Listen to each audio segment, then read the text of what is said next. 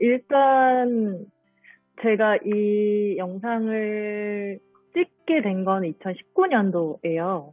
근데 이제 지금으로 치면 2년 전이죠. 근데 이 분들이, 그러니까 지금 영상에 나오시는 이제 그 분들이 실제로 나오게 된 사건을 2016년도에 대구 시립희망원이라고 하는 장애인 거주시설이 있었고, 근데 아마도 많은 분들이 뭐 여기 참석하고 계시는 많은 분들이 이제 아마 알고 계실 텐데, 2016년에 이제 대구 시립희망원 내에서의 인권 침해와 비리 사실이 이제 내부 고발자, 그러니까 공익 제보자를 통해서 밝혀지게 됩니다. 근데 이게 대구 시립희망원은 사실 장애인 거주 시설뿐만이 아니라 이제 노숙인 시설, 정신요양 시설, 되게 큰 규모의 거주 시설이었어요. 근데 여기서 이제 정말 많은 양의 이제 인권 침해 사실들이 이제 드러나게 됐었고, 그 중에 이제 장애인 거주 시설이었던 이 공간이 이제 2018년도에 폐쇄가 결정이 납니다. 예, 뭐, 그 과정상에서 여러 가지 뭐 상황들이 밝혀지긴 했었죠. 2010년부터 뭐 2016년? 사실 그 6년 동안 이제 309명의 거주인들이 이제 돌아가신 정황도 확인이 됐고, 근데 그 사인에 대해서도 정확하게 밝혀진 게 없고, 이러한 상황들이 이제 계속 발생이 되면서 2018년도에 폐쇄를 결정하게 되는데, 근데 이 시설의 규모 자체가 워낙에 크다 보니까 대규모의 이동들이 이제 사실 필요했던 상황이었어요. 그래서 그러면은 어떻게 할 것인가? 여기 살고 계신 분들이 지금 인권 침해의 현장에 계속 놔둘 수는 없는데 어떻게 할 것인가? 라는 이제 고민 속에서 뭐 탈시설 욕구 조사도 하고, 이렇게 뭐 보호자가 있으신 분들은 보호자의 의사도 묻고, 굉장히 많은 조사 활동을 하다가 여기에 출연하신 딱 9분이 어떤 이러지도 못하고 저러지도 못하는 상황에 놓이게 되는데, 그 이유가 이제 연고가 없으시고, 그러니까 보호자가 없는 거죠. 보호자가 없고, 또 이분들에게 뭐 지역에 나가서 자립을 하실 거냐, 아니면 다른 장애인 거주시설로 가실 거냐, 이렇게 물어봤었을 때, 실제로 3, 40년 동안 이제 시설 밖에서 생활해 본 적이 없으니까 이걸 결정하기도 쉽지 않았던 상황이었던 거예요. 그러면서 이제 대구시에서는 의사소통 무능력자다. 라고 이제 판단을 내리고 그냥 다른 거주시설로 전원 조치를 하려고 했던 상황이었죠. 근데 그 상황에서 이러한 상황이 이렇게 다른 시설로 간다라는 것을 이제 대구 지역에 있는 장애인 인권단체에서 알게 되면서, 사실 이 사람이 어떠한 선택을 하기 위한 앞선 이제 선제 조건이 전혀 없는데, 예를 들면 지역에서 이 사람들이 살아본 경험이 없는데 어떻게 그것을 선택할 수 있냐. 그러면서 1년 동안 지역사회에 나와서 이분들이 지역에서 살아보고 그때 다시 결정을 하자. 그때 다시 이분들의 의사를 물어보자. 함께 사는 것을 한번 해보자 하면서 이제 2019년도에 나오게 되십니다. 이제 그 과정에서 사실 뭐 제가 어떻게 찍게 됐냐라고 하면, 사실 저는 너무 무서워서 기록하는 작업 자체 좀 무섭긴 하더라고요. 그러니까 그러니까 중증의 중복 발달 장애인을 제가 만나본 경험도 많지가 않고, 그리고 지금 막 시설에서 지역사회로 나오셨다고 하는데, 제가 이분들을 어떻게 바라볼 수 있을지, 어떠한 관점을 가지고 있을 수 있지? 그러니까 뭐 이런 여러 가지 고민이 드는 거예요. 너무, 이게 역량이 안 될 수도 있겠는데, 뭐 이런 생각을 하다가, 네, 이제 그쪽의 활동가 분들이 일단 기록으로라도 남겨줬으면 좋겠다. 이게 어떤 뭐 영상이나 영화가 되지 않더라도 이 사람들이 지역에서의 어떠한 기록을, 지역에서 살고 있다는 흔적이라도 남았으면 좋겠다라는 이제 얘기를 이제 나누면서 요 영상을 이제 사실은 제작하게 되었습니다. 이 제목을 선택한 데는 여러 가지 이유가 있긴 한데요. 처음에 제가 당사자분들을 만났을 때가 저는 굉장히 강력하게 남아있거든요. 그게 처음에 그분들을 만나러 갔을 때 카메라를 들고 가지도 않았었어요. 그러니까 그냥 바로 이제 카메라를 들이밀었을 때 너무 부담스러울 것 같고, 이게 사람이 사실 얼게 되잖아요. 카메라를 딱 정면으로 맞으면. 근데 처음에 딱 만났을 때 이분들은 그냥 그 카메라가 들이밀건 안 밀건 그냥 새로운 사람이 나타났고 그 사람에 대한 호기심이 되게 많았던 상황인 것이었어요. 근데 이게 그 표현하는 방식이 저한테는 좀 과도하게 느껴지기는 했던 거죠. 예를 들면은 굉장히 가까이 와가지고 저의 얼굴을 뚫어져라 쳐다보신다거나 혹은 이제 뭐 머리채를 잡기도 하셨고 혹은 저를 때리기도 하시고 뭐 지금에 와서는 그게 때리는 게 아니라 어떤 관심의 표현이었다고 관계가 쌓이면서 알게 되었지만 그때 당시엔 그런 표현들을 하시면서 여러 가지 고민이 드는 거예요. 내가 이 사람의 옆집에 살거나 혹은 위아래층에 살았을 때 나는 괜찮을까? 그러니까 저 사람이 미워하지 않을 수 있을까? 이런 생각을 사실 많이 하면서 그 촬영을 할 때도 계속 왔다 갔다 했던 것 같아요. 지역사회에서 같이 살아야 된다라는 어떤 대전제, 뭐 어떤 명제처럼 얘기하는 것들이 있는데, 그게 제 일상의 경험이나 이 사람들과 처음 만났을 때는 너무 힘드니까, 이게 가능한가? 뭐 이런 생각을 하다가, 제가 이제 이분들을 한 3개월 정도 만났을 때, 3, 4개월 만났을 때, 이 옆에 있는 지원자들이 바뀌는 것들을 보면서 알겠더라고요. 근데 이분들은 사실 변하는 게 별로 없어요. 뭐, 여전히 자기가 원하는 대로 가야 되고, 뭐, 혹은 먹고 싶은 걸 먹어야 되고, 뭐, 이런 게 다 있는데, 처음에는 그 욕구들을 지원자들이 이제 캐치하지를 못하니까, 막 계속 이상한 걸 갖다 주는 거죠. 지금 당장 내가 오렌지 주스를 먹고 싶은데, 뭐, 콜라를 가져다 준다거나, 혹은 뭐, 물을 가져다 준다거나, 이러니까 이렇게 계속 막 불협화음이 나고, 뭐 이러는데, 이 사람들이 어떤 걸 원하는지 이제 서로가 관계가 쌓이고, 그리고 또 소통 방식이 이제 맞춰지면서 서로가 어떤 걸 원하는지, 그리고 어떤 지점에서 합의를 할 수 있는지, 이런 것들을 맞춰가면서, 어, 그러니까 이 사람의 삶이 좀 더 윤택해진다라는 걸 느끼게 되는 거예요. 뭐 화도 좀 더 줄어들게 되고, 그리고 이 사람을 신뢰하고 있다라는 게 느껴지기도 하고, 그래서 이게 같이 살아간다는 것이구나. 그러니까 그냥 뭐 처음부터 무조건 함께 살아야 돼라고 막 얘기한다기보다는 함께 살아가는 과정이 가지는 의미에 대해서 이 촬영을 하면서 저도 많이 배웠었고요. 네, 그랬던 것 같습니다.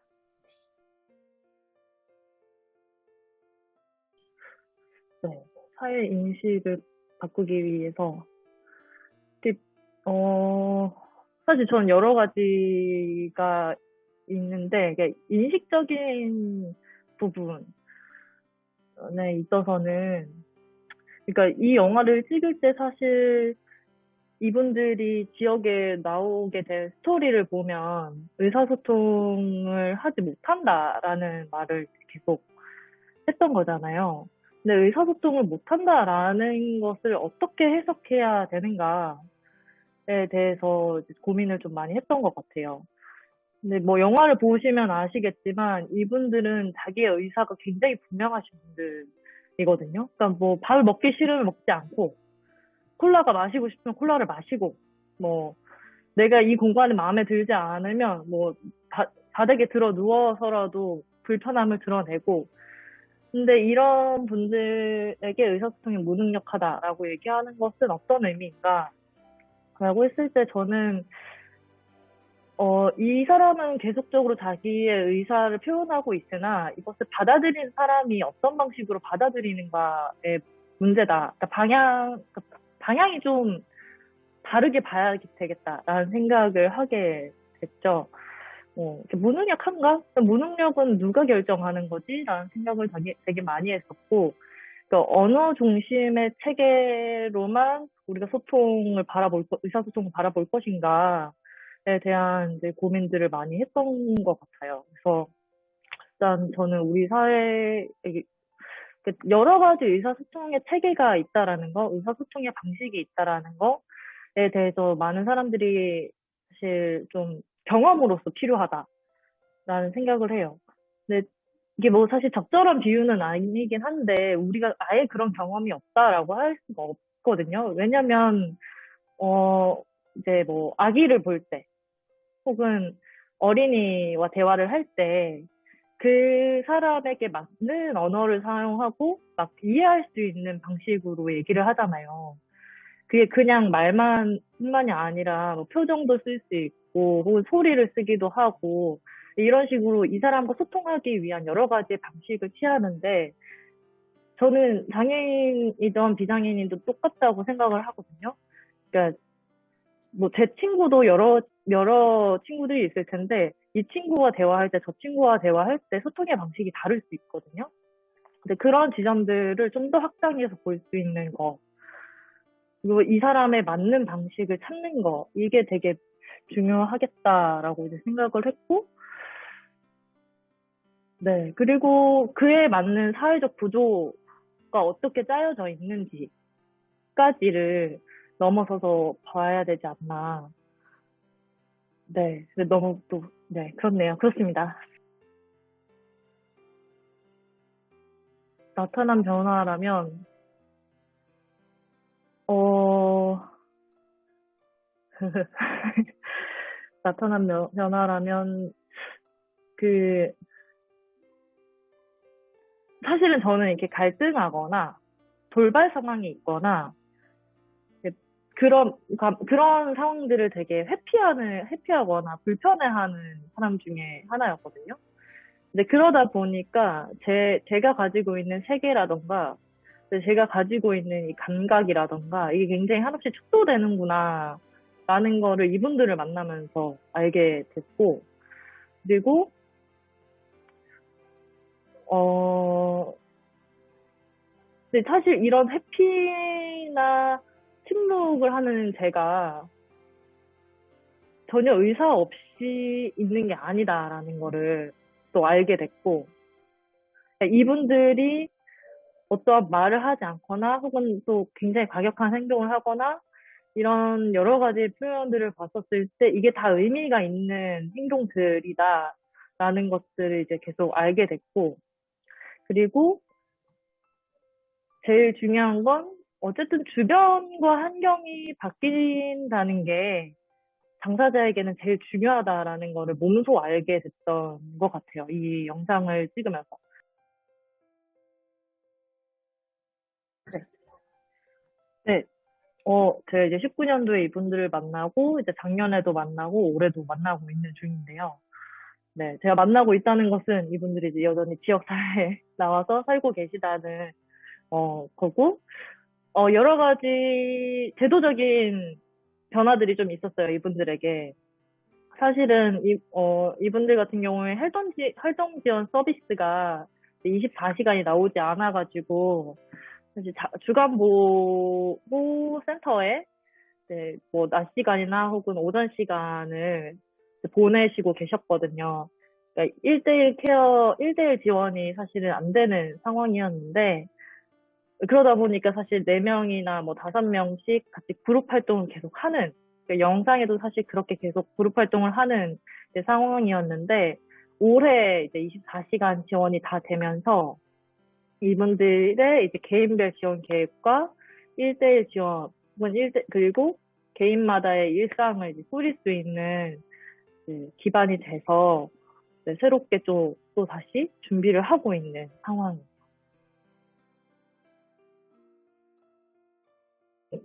그 인터뷰에도 잠깐 나오긴 하는데, 이 사람들의 감정을 자기가 잘 읽지를 못하겠다. 이게 제일 어려운 지점이다라고 하시더라고요. 그러니까 이게, 뭐, 어쨌든 시립희망원에서는 통제되거나, 혹은, 통제되거나, 혹은 그냥 정말 누군가의 지원을 요청하기가 되게 쉽지 않은 구조고, 뭐 하다 보니까 또 그거는 이제 지원 인력과 이제 거주인의 관계도 있었고, 거주인과 거주인 간의 이제 또 권력 관계가 있고, 그러니까 계속 그런 식의 위계 관계 속에서 지내시다가 지역사회로 딱 나와가지고, 이 활동 지원 인력과 이용인의 관계로 만나게 된 거잖아요. 이분들도 이 관계가 익숙하지 않다 보니까 완급 조절이 잘 안 되는 거죠. 어떨 때는 막 자기의 욕구를 막 표현을 하시다가도 갑자기 어느 순간에는 굉장히 의기소침해 있으시고, 그러니까 이런 감정의 폭들이 너무 이렇게 왔다 갔다 하다 보니, 그러니까 지원자가 자기가 지원을 하면서도 이렇게 지원을 하는 게 맞나? 이 사람이 불편해하고 있는 건 아닌가? 그러니까 이런 계속적인 의문들, 그러니까 질문들이 이제 생기고, 그런 지점이 좀 어렵다고 하셨었고요. 네, 이거는 이제 지원을 하면서의 어떤 되게 긍정적인 부분이라고 저는 보는데, 그러니까 계속 그렇게 고민을 하면서 이 사람에게 가장 적절한 방식의 지원을 찾아가는 거, 이런 거는 굉장히 긍정적인 부분이라고 생각을 하고요. 그리고 또 에피소드가 하나 있다면, 여기에 그 콜라를 계속 드셨던 분이 바닥을 두드리는 걸 되게 좋아하시는 분이에요. 그러니까 바닥에 진동을 느끼는 걸 되게 좋아하시는 분인데, 근데 이분이 새벽에 그 아파트에서 계속 바닥을 두드리신 거죠. 그러면 이제 층간소음이 요즘 세상 무서운 이제 사건 중에 하나인데, 그 밑에 층에 있는 분이 나 이제 진짜 신경쇠약 걸릴 것 같다 라고 하면서 계속 이제 민원이 이제 발생을 했었고, 그런 과정에서 지원 인력은 어쨌든 계속 연락을 받고 그 민원을 처리해야 되는 상황이잖아요. 그렇게 이제 또 지원 인력뿐만이 아니라 지역사회에 같이 살고 있는 사람들에게 이 사람에 대해서 알리고 이 사람과 어떻게 같이 살 건지에 대해서 또 안내하는, 이런 과정도 되게 좀 쉽지 않았던 과정이긴 했었어요. 네, 일단은 올해 이제 이분들을 3년째 만나면서 촬영을 계속 하고 있고요. 네, 뭐 사실 처음 만났을 때 느꼈던 거는 이분들을 1년 만나가지고는 지역에서의 삶을 다 기록하기는 쉽지 않겠다.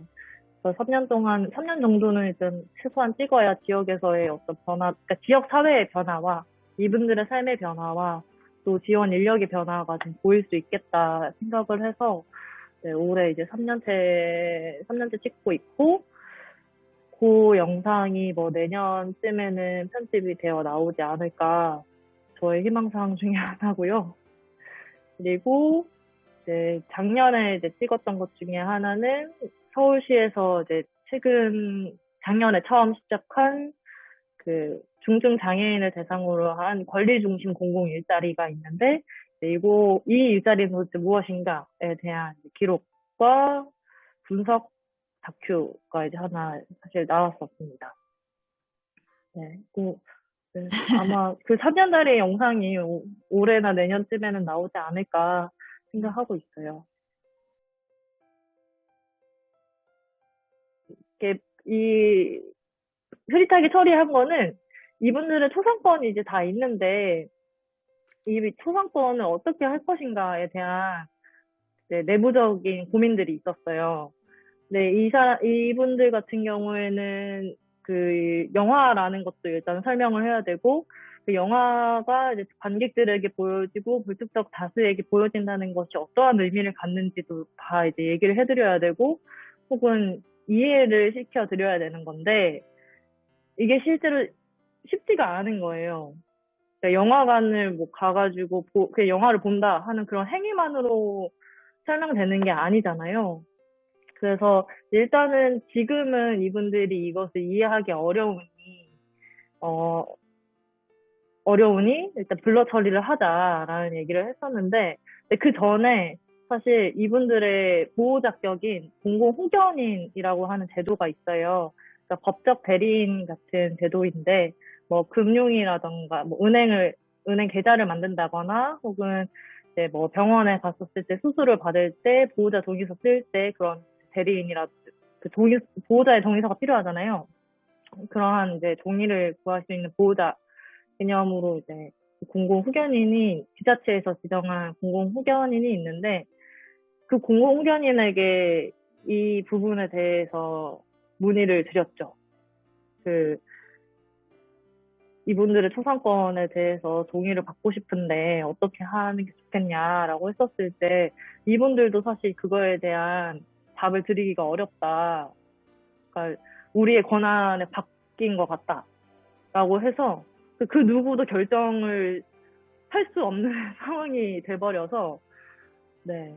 근데 뭐 그런 상황이 누구도 결정할 수 없고 그냥 대충 이렇게 설명을 해서 뭐 도장 이렇게 사인해가지고 이분들의 얼굴을 공개할 수 없는 것이니 일단 블러 처리를 다 하자라고 얘기가 됐었습니다.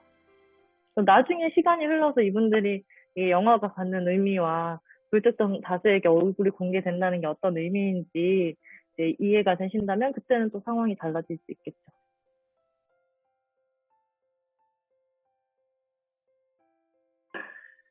네, 그, 어, 인권이라고 하는 게 이제 인간에게 선부적으로 주어진 이제 존엄할 권리라고 이제 얘기를 하는데, 저는 그 권리가 되게 사실은 둥그스름하잖아요. 이렇게 두루뭉술하고, 그래서 그게 현실에서 어떻게 얘기되는가는 또 되게 어렵고, 그래서 고민을 하다가, 인권이라고 하는 거는 저는 어떤 면에서는 방향을 설정하는 것, 화살표 같은 역할을 하는 것이다라고 생각을 하게 됐어요. 그러니까 어떤 한 사람이 생존을 넘어서서 자기의 삶의 지평을 넓히고 좀 더 나은 방향으로의 삶을 살기 위해서 나아가기 위한 어떤 지표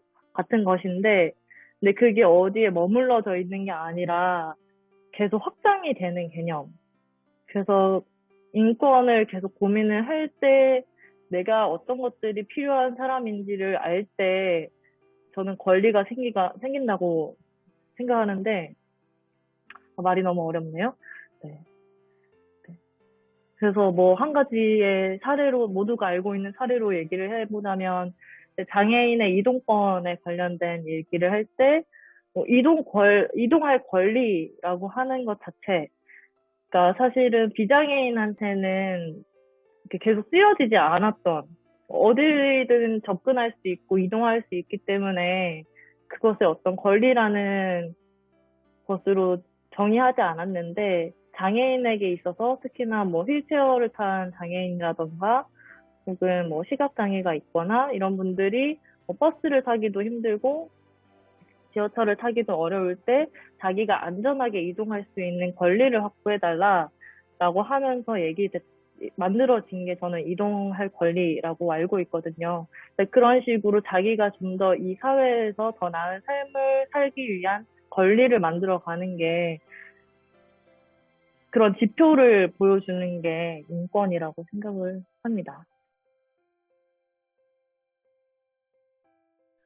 네, 이렇게 제 영화를 사실 보여준다는 건 되게 민망한 일이기도 하고, 그런데 다들 다 잘 봐주셔서 너무 감사드리고, 네, 이렇게 댓글로 코멘트도 해주셔가지고 너무 감사합니다. 네. 다음에 또 만나 뵐 수 있으면 좋겠어요. 네. 감사합니다.